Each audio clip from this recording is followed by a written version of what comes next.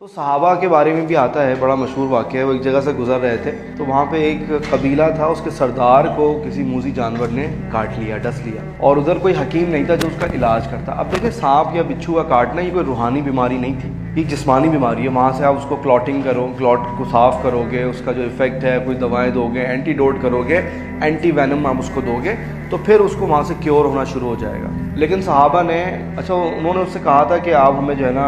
ہم مسافر ہیں، ہمیں اپنے پاس رکھ لیں، بڑی مشہور روایت ہے۔ انہوں نے منع کر دیا تھا کہ ہم آپ کی میزبانی نہیں کرتے۔ تو اس کے بدلے میں انہوں نے کیا کیا کہ ان کو پتہ چلا اچھا جی ایسا سا مسئلہ ہے، انہوں نے کہا ہم اس کا علاج کر دیتے ہیں، اگر اس کا علاج ہو گیا نا تو ہم آپ سے اتنے جو ہے نا یہ مویشی لیں گے۔ اچھا، انہوں نے کیا کیا، ان کا اعتقاد تھا، ان کا بلیف تھا، انہوں نے زہر کا تریاق کس سے کیا؟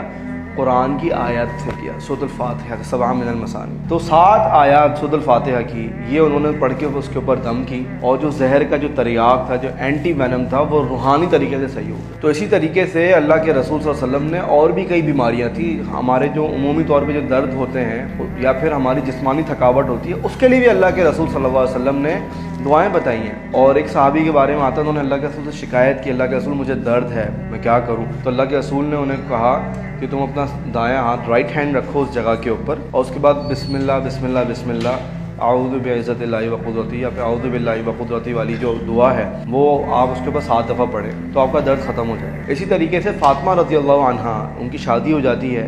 اور بچے بھی ہو جاتے ہیں، اور گھر کا سارا کام معاملہ اس میں انسان تھک جاتا ہے، تو اللہ کے رسول کے پاس آئیں وہ صلی اللہ علیہ وسلم، کہا کہ مجھے جو ہے نا آپ کوئی غلام دے دیں، کوئی کام کرنے والا، کوئی ہیلپر دے دیں تاکہ میرے کام آسان ہو جائے۔ تو اللہ کے رسول نے ان کو ہیلپر تو نہیں دیا، بلکہ انہوں کو ریکمنڈ کیا تسبیح فاطمہ، 33 دفعہ سبحان اللہ، 33 دفعہ الحمدللہ، اور 34 دفعہ اللہ اکبر، 33 33 اینڈ 34 سبحان اللہ الحمدللہ اللہ اکبر۔ ٹھیک ہے جی، تو